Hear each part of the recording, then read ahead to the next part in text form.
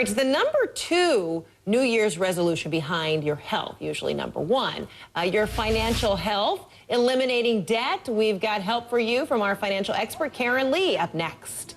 So it's the #1 issue in American homes, getting your financial house in order. Well, today, in our weekly financial fix, how to keep your New Year's financial resolutions, because it is, by tradition, the #2 resolution that we make that after taking care of our health matters. So let's talk about our financial health. Let's bring in author of It's Just Money, So Why Does It Cause So Many Problems? Financial consultant Karen Lee. All right, good to see you. You too. Happy New Year. Happy New Year. Okay, so folks always want to say, you know what, I'm going to get myself in shape. Right. And then I'm also going to get financially in shape as well. Get rid of debt, save more money. That's so right. Let's help us tackle getting rid of debt first. That's the toughest, isn't it? It is tough. And so the first thing I want to talk about is you got the little bit of debt where you just spent a little too much over the holidays. Okay. Or you've got the massive debt from 3 really tough economic years. So let's first tackle the small amount of debt. Okay.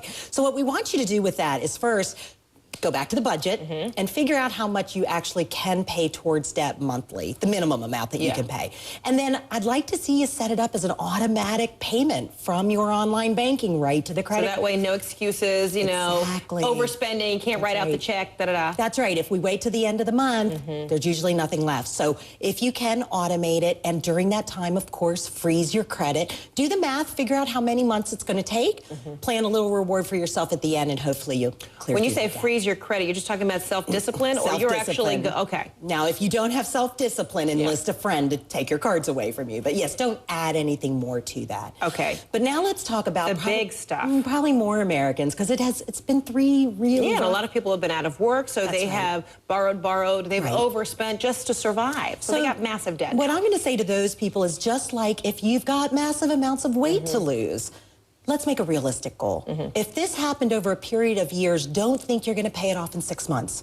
So the first thing we want to do is, again, go back to the math, figure out how much monthly you can free up to put towards debt, and then figure out how long it's going to take and make the goal realistic. And if it's going to be a couple years. Yeah. Sometimes that's the hard part, isn't it? Folks, you know, trying to figure out how do I calculate, how do I do that? So that's another point I want to say. For people that really have lots of cards, lots of high interest rates, get some help. Seek a consumer credit counsel type firm.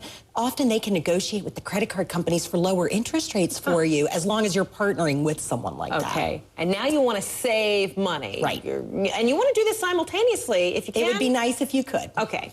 So say you've tackled the debt part then. Maybe you're not doing it simultaneously. How do you save? Well, let's talk about first, there's 2 things people tend to want to save for. One, especially now, is just having that emergency money for that stuff that just comes up. So let's talk about short-term savings first. Again, automate it. If you wait till you've paid your other bills, there will not be anything left at the end of the month. So many companies will allow you to set up from your paycheck, just like for your 401k, an automatic draft into a credit union or a money market, whether it's $5, $10, $50 each check. Get it started, and you can't touch it unless it's really an emergency. Do you try and come up with a percentage on that, or just what you can afford? Really what you can afford initially. You could also start with the goal in mind and then work back monthly as to what do you need to reach that goal. Okay.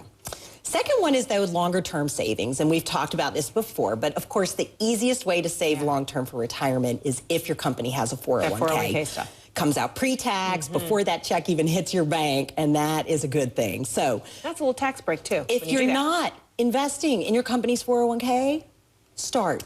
If you're already investing but you're not maxing out, raise that percentage and keep raising it until you get to that maximum. Okay. Another fun idea is to buy a stock or a couple of shares of stock in a company that pays dividends and set up what's called a dividend reinvestment plan. As that dividend comes in, don't take the cash, let it buy more stock, and then set it aside and forget about it. Oh my goodness. 15, 20 years later, it's just a big surprise. Oh, you're making it sound so easy. It is easy. And for those who are already maxing out the 401k, but they still want to save, and you know I love those people. Yes. Open up a Roth IRA if you're eligible. If you're looking for... Isn't everyone eligible now? Didn't they change the rules on that? No, there's converting a regular to a Roth is where they changed the rules. I see. The other thing is 529s for college savings, but either way, automate it. You've got to set it up that it's an automatic draft coming out. Then you don't miss it and you don't touch it, hopefully. And you don't think it through and go, maybe this month I should skip it. So hopefully 2012, things are looking up and it'll be a year that people make those financial goals happen. All right, all about being financially fit too. Yes. Karen Lee, that's what you're all about. Thanks so much. Appreciate it. Happy New Year. Happy New Year to you.